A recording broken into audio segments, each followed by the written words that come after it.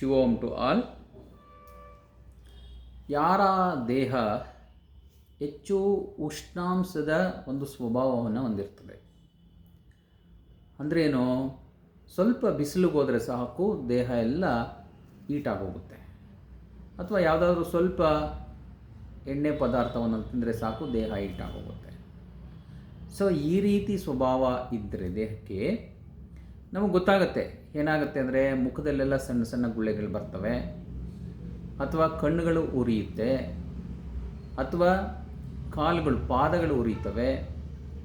ಆಮೇಲೆ ನಾವು ಮೂತ್ರ ವಿಸರ್ಜನೆ ಮಾಡಬೇಕಾದ್ರೆ ಉರಿ ಬರುತ್ತೆ.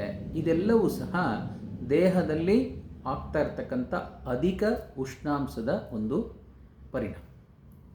ಸೊ ಈ ರೀತಿ ನಮ್ಮ ದೇಹದ ಸ್ವಭಾವ ಇದ್ದಾಗ ಯಾವ ಯೋಗ ಅಭ್ಯಾಸಗಳನ್ನು ಮಾಡಿ ಇದನ್ನು ನಾವು ನಿರ್ವಹಿಸ್ಬೋದು ಅಂತಕ್ಕಂಥದ್ದನ್ನು ಇವತ್ತು ತಿಳ್ಕೊಳ್ಳೋಣ. ಭಾಳ ಸುಲಭವಾದಂಥ ಒಂದು ಯೋಗ ವಿಧಾನ ನೋಡಿ. ಹೀಗೆ ಅದು ಪ್ರಾಣಾಯಾಮ ವಿಧಾನ ಅಂದ್ಕೊಳ್ಳೋಣ. ಹೀಗೆ ಬಲಗೈಯಲ್ಲಿ ನಾಸಿಕ ಮುದ್ರವನ್ನು ಹಾಕೊಳ್ಳೋಣ, ಎಡಗೈಯಲ್ಲಿ ಚಿನ್ಮಯ ಮುದ್ರಾ ಅಂತ ಹೇಳ್ತೀವಿ. ಇದನ್ನು ಹೀಗಿಟ್ಕೊಂಡು ಎಲ್ಲ 3 ಬೆರಳುಗಳನ್ನು ಮಡಚಿ ತೊಡೆಯ ಮೇಲೆ ಇಟ್ಕೊಳ್ಳೋಣ. ಈಗ ಈ ಹೆಬ್ಬೆರಳಿಂದ ನಮ್ಮ ಬಲ ಒಳ್ಳೆಯನ್ನು ಮುಚ್ಚಬೇಕು. ಹೆಬ್ಬೆರಳಿಂದ ಬಲ ಒಳ್ಳೆಯನ್ನು ಮುಚ್ಚಿ ನಿಧಾನವಾಗಿ ಎಡ ಒಳ್ಳೆಯಲ್ಲಿ ಉಸಿರು ತಗೋಬೇಕು. ಹಾಗೆ ನಿಧಾನವಾಗಿ ಎಡ ಒಳ್ಳೆಯಲ್ಲೇ ಉಸಿರನ್ನು ಬಿಡಬೇಕು. ಯಾವುದೇ ರೀತಿ ಒತ್ತಡ ಮಾಡ್ಕೋಬಾರ್ದು, ಸುಲಭವಾಗಿ ಮಾಡಬೇಕು. ಒಂದು 10 ರಿಂದ 20 ಸುತ್ತು ಮಾಡಬೇಕಿದೆ.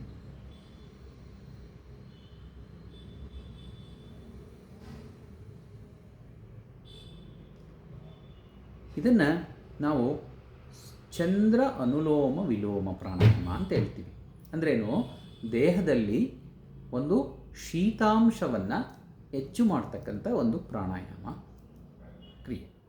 ಸೊ ಇದನ್ನು ಮಾಡೋದ್ರಿಂದ ದೇಹದ ಉಷ್ಣಾಂಶವನ್ನು ಕಮ್ಮಿ ಮಾಡಿಕೊಂಡು ಶೀತಾಂಶವನ್ನು ಜಾಸ್ತಿ ಮಾಡಿ ದೇಹಕ್ಕೆ ಒಂದು ಬ್ಯಾಲೆನ್ಸ್ ಆಗಿರ್ತಕ್ಕಂಥ ಒಂದು ಟೆಂಪ್ರೇಚರ್ ಏನು ಹೇಳ್ತೀವಿ, ಆ ಬ್ಯಾಲೆನ್ಸ್ಡ್ ಟೆಂಪ್ರೇಚರನ್ನು ದೇಹದಲ್ಲಿ ಬಾಡಿ ಟೆಂಪ್ರೇಚರ್ ಅಂತ ಹೇಳ್ತೀವಲ್ಲ, ಆ ಬ್ಯಾಲೆನ್ಸ್ಡ್ ಟೆಂಪ್ರೇಚರನ್ನು ನಾವು ನಿರ್ವಹಿಸ್ಕೊಳ್ಳಿಕ್ಕೆ ತುಂಬ ಉಪಯುಕ್ತವಾಗಿದೆ.